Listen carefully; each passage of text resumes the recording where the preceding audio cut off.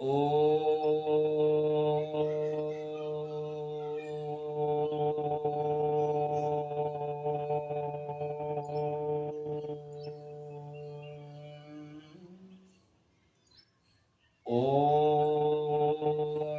भूर्भुवः स्वः तत्सवितुर्वरेण्यं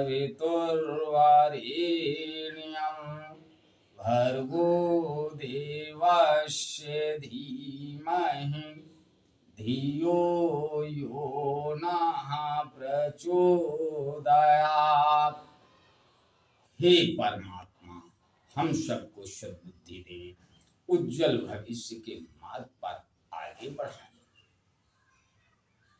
परम पूजनीय गोस्वामी तुलसीदास द्वारा रचित श्री रामचरितमानस महाकाव्य का ये 38वां भाग आप लोगों के समक्ष प्रस्तुत कर रहा हूं। आप लोग इसका श्रवण करें और देखें गोस्वामी तुलसीदास जी क्या लिखते हैं, इस रामचरितमानस के जरिए क्या संदेश देते हैं लोगों को। अम्बा पार्वती भगवान शिव से कहती हैं कि हे प्रभु, ये राम कौन है? ये वही राम है वेदों में जिनका जिक्र है, या वो राम है जो राजा दशरथ के वहां जन्मे हैं? आखिर ये हमारा भ्रम दूर करिए। तो भगवान शिव कहते हैं, आप खुद ही परीक्षा लेके मालूम कर लीजिए कि ये कौन राम है। तब लग हम इस पेड़ के नीचे बैठे हुए हैं। अब भवानी पार्वती जी जाती हैं, आगे देखते हैं क्या लिखते हैं गोस्वामी तुलसीदास जी। पुनि पुनि हृदय विचारु करि धरि सीता कर रूप, आगे हुई चली पंत तेहि जेहि आवत नर भूप।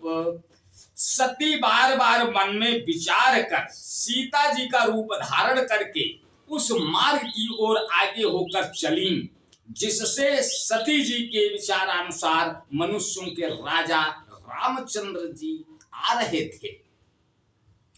लक्ष्मण तीख उमाकृत वेशा, चकित भये भ्रम हृदय विशेषा।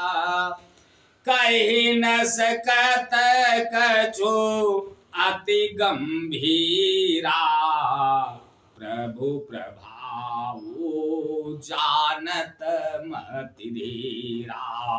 सती जी के बनावटी वेश को देखकर लक्ष्मण जी चकित हो गए और उनके हृदय में बड़ा भ्रम हो गया।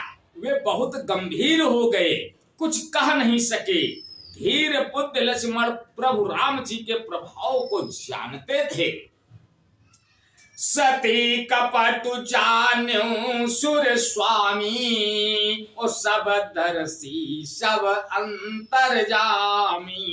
सुमिरत जाहि मिटई अज्ञाना, सोई सर्वज्ञ राम भगवाना।